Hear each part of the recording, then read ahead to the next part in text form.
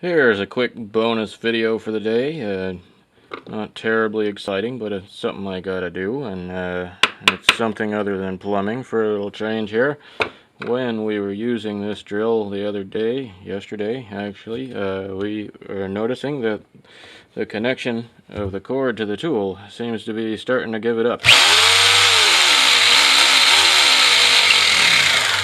So it's time to do something about that, as we rely heavily on this tool. And this thing has been just fantastic.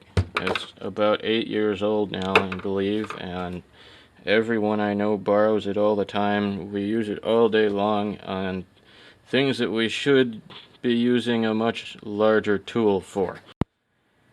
I've run this thing when chiseling a path through a concrete slab for new plumbing, until the business end of it became so hot that the grease started to ooze out of it. And that was quite some time ago, and it's still just fine. So for like $150, which is the same price as one of those stupid chuck hammer drills, I have to highly recommend this item. Do not get a stupid chuck hammer drill that costs actual money. Now, a cheap small one or a cordless one is nice for mounting things with concrete screws, with tapcons, if you will.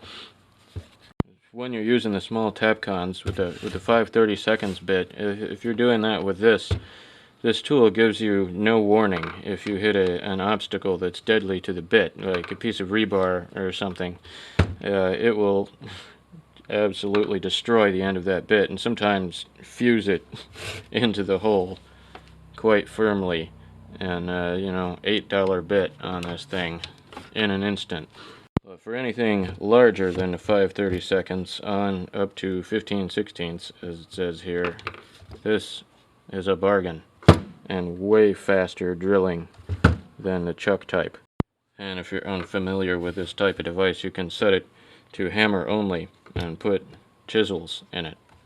It has a clutch, so even with this handle, it won't break your wrist. Anyway, let's open her up. And the trouble seems to be right in the bendy part here, as is tradition.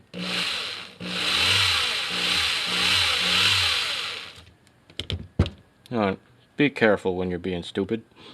It took me a while, but eventually, after tugging away on these things, I wonder what's on the other side. Hey, that's a pretty nice setup for something like this.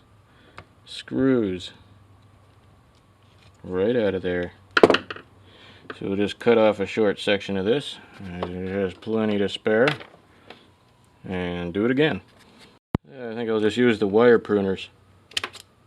Perfect.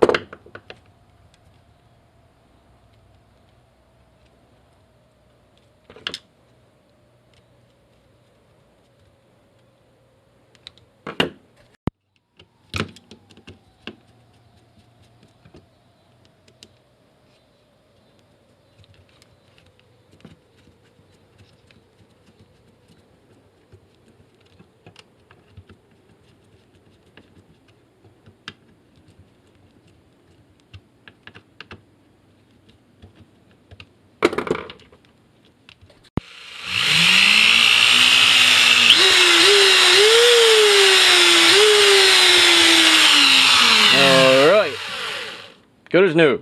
Must say, everything looks pretty clean in here for what it's been through. And these brushes hardly arc at all.